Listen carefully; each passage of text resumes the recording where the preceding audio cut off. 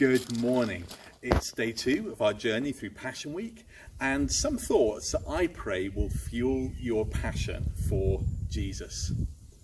You know that feeling when you have a difficult day coming up, maybe an exam or an interview or a medical appointment? Jesus can identify with that all too well. He had Friday coming up, the day of crucifixion. The day he would receive the most brutal form of human torture and execution. The day he would bear the ugly sin of the world upon himself.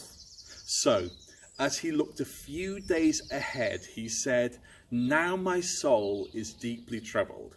Then he prayed.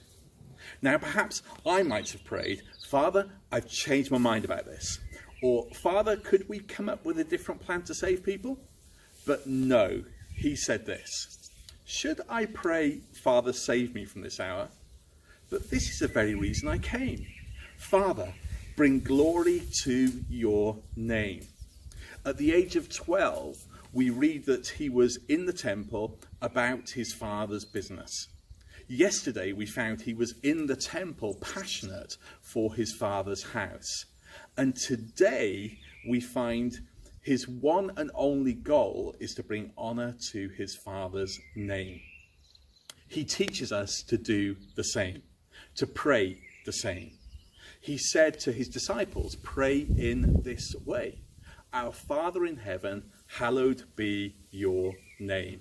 That's honoring God's name. In 1 Samuel chapter 2 and verse 30, God says, "Those who honor me, I will honor." So there is great joy in the pursuit of God's glory. Yet, a few verses later, in John chapter 12, verses 42 and 43, we read that some Jewish leaders believed in Jesus but wouldn't admit it because they were so terrified the Pharisees might kick them out of the synagogue. Proverbs chapter 29, verse 25 says, "Fearing people is a dangerous trap." So they missed out on the joy they could have known. Why? Verse 43 tells us they loved human praise more than the praise of God. They wanted honor of people more than they wanted honor to honor God. Don't let anything or anyone stop you from the joy of honoring God. Today, let's pray, "Father, through me, bring glory to your name."